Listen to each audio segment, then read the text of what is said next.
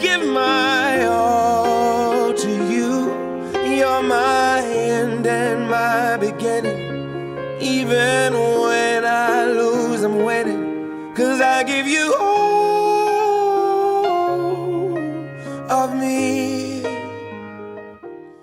Hello and welcome to IROEGBU Show. Today I'll be speaking to you on the topic, marriage is to be enjoyed and not endured. You might have a different notion of what marriage is all about, but as you listen to me today, as you watch my show, you'll be rest assured of what marriage should be in the actual sense.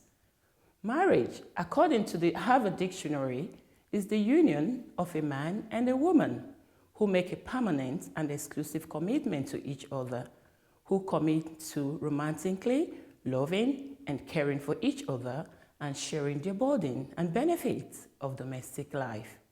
But today, we see couples out there who are only willing to share just benefit and not burden. But if you want to be committed to your marriage, if you want to be happily married, it is important that you're willing to bear your partner's burden as well as sharing your partner's benefits. Marriage is not a contract, but a commitment required from both parties, because it doesn't matter how committed your partner may be. If you or your spouse is not equally committed to that relationship, it boils down to complaint, frustration, bondage, pain, sorrowful relationship, pretense that all is well, and sometimes lead to depression. Therefore, it is of paramount importance that before you commit to marriage, you should be prepared to give everything within you to make your marriage a success. I mean everything and not some. How do you know that your marriage is successful? It's not about how long you've lived together unhappy, pretending to be happy, while you're quarreling, fighting, and competing with each other for material things. But the success of your marriage is the years you spend together being friends and living happily. Today, we find couples living on the same roof as co-minders to their children, rather than being in an intimate relationship. Some as business partners, as marriage has been compelled to business in some homes. The main reason couples may compete for wealth or fight over money or property is because they have failed to accept themselves as one entity. The day you said, yes, I do to your partner, you are no longer two individuals, but one. What belongs to you belongs to your spouse, so there is no need for competition or fight over wealth. Husband and wife might have come from diverse backgrounds, have different upbringing, and so forth. But if you truly love each other, this will not in any way be a hindrance or barrier to your marriage, because love is a force. It conquers barriers. True love for one another is the only way you can tolerate your spouse. That is, when you can say, my husband did this, but it's okay. We can talk about it, not just, no, no, no. It's not going to happen. We are all different individuals. Even identical twins have their differences. But when you love one another, then you will be able to understand yourselves better and relate well without having issues that are uncontrollable. Love is not only in the heart, love is expressive, caring, giving, sharing, forgiving, kindness, understanding, romance, and so on. Today, we have couples who will not hug, kiss, hold hands, go out together, have a chat, attend the gym together, visit parks, go out for a dinner, watch movies together, or choose to do something together in 12 calendar months, but they are still claiming to be married. Apart from having sexual intercourse with their spouse, they never create time for themselves to be together. And after a while, the husband and wife become two strangers living in one house. Marriage without romance leads to loneliness, and if not addressed, could result in separation, infidelity, and divorce. The question, what is love, was one of the 2014 most popular web searches. This means someone out there is not loving and not receiving love as expected. True happiness in marriage have positive impacts on your children, and your children will then influence the society positively. Children tend to emulate what they see their parents do, rather than what they had been told to do. Hence, for you who have settled for enduring your marriage instead of you to enjoy your marriage, no matter how much you pretend to be happy, your conscience bears you witness. Also, for those who have children, your children are watching your marriage like a video. So please, endeavor to be happy in marriage so that when your children have a replay of your marriage relationship, it does not bring sadness to them, but happiness. One of the reasons why you must be happy in marriage is for your well-being. As we all know, sadness and bitterness is a killer. Your husband or wife must be your friend, your best friend for that matter, your companion, your strength, someone to uphold you when you're weak, someone to put a smile on your face when you're sad, your motivational pillar, your prayer partner, the one to turn to after God Almighty. When a man and a woman come together for obvious reasons to benefit their immediate or long-term self-desire, instead of mutual benefit of both couples, the marriage suffers. Love is a variety of different feelings, states, and attitude that ranges from interpersonal affection to pleasure. It can be referred to as an emotion of strong attraction and personal attachment.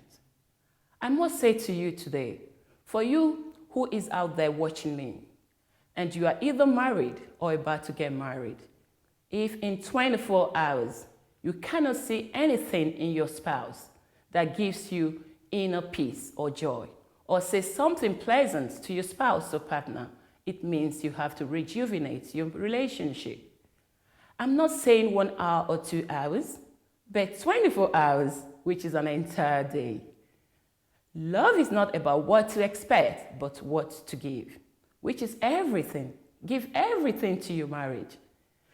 Love is lifelong friendship. True love brings understanding, patience, caring, bearing your spouse's burden, celebrating your spouse's success, giving good counsel instead of selfish counsel, listening to each other's opinion, and most important, knowing your partner's likes and dislikes, as well as weaknesses and strength. You may be watching or listening to me, and you are saying, why must I know my spouse's likes and dislikes? Yes, it is very important you know your spouse's likes and dislikes, as well as weakness and strength. Not just acknowledging them, respect them. Do not pass your spouse's boundaries. You don't have to take your spouse for granted. You are husband and wife, fine. You've known yourselves for many years, or you are newly married. That doesn't deprive you from respecting your spouse's likes and dislikes. Certain things might mean nothing to you, but don't overlook them, because what means nothing to you might mean a lot to your spouse. For instance, you may be the type of person who don't mind your shoes or clothes, thrown all over the place, and you got married to a man who wants his shoes well arranged, his clothes tidy. Do not say to him, "This man, yours is just too much." Do not use such approach, because if you understand yourselves and respect each other's likes and dislikes, what happens is that on the long run, you have learned so much from each other, okay?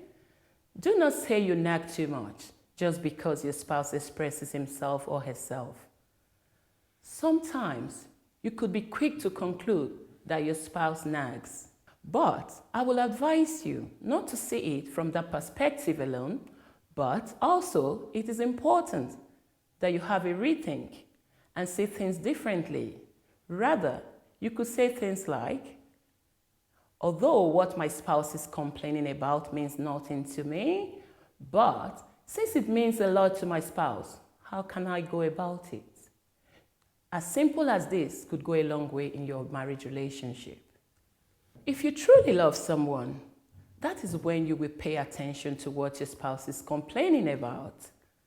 But most of the time, what happens is that we ignore and say things like, don't mind him, he's just like that. No, he's not just like that. You are two different individuals who have come together to become one. But if you respect your likes and your dislikes, you will live in peace. You will have time to talk over issues, time to play and laugh instead of quarreling and all that trouble. Because if you give your spouse what she likes and try to avoid what she doesn't like, then you will hear things like, he's Mr. Right, the only sugar in my tea, my honey, baby. But on the other hand, if all you portray towards your spouse is dislikes, you will hear things like, that man, Papa Bomboy, all the romantic pet names would disappear, I tell you. Do not provoke your spouse to anger.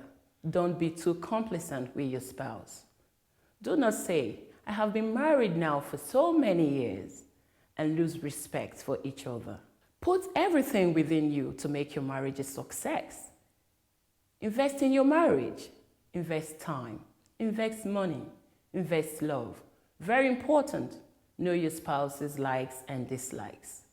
If your wife is the type that likes going out, do not say to your wife, I was brought up staying indoors. Hence, I have to sit at home 24/7. No. You have to meet each other halfway. You might not be able to go out with your spouse as much as you would like to, but if she loves and respects your likes and dislikes, she would not be going out as much as she would love to. But if she says she wants to go somewhere and has invited you, please make an effort to meet the date. And also, when you want to stay at home, she would consider staying at home with you, since he knows and respects your likes and dislikes.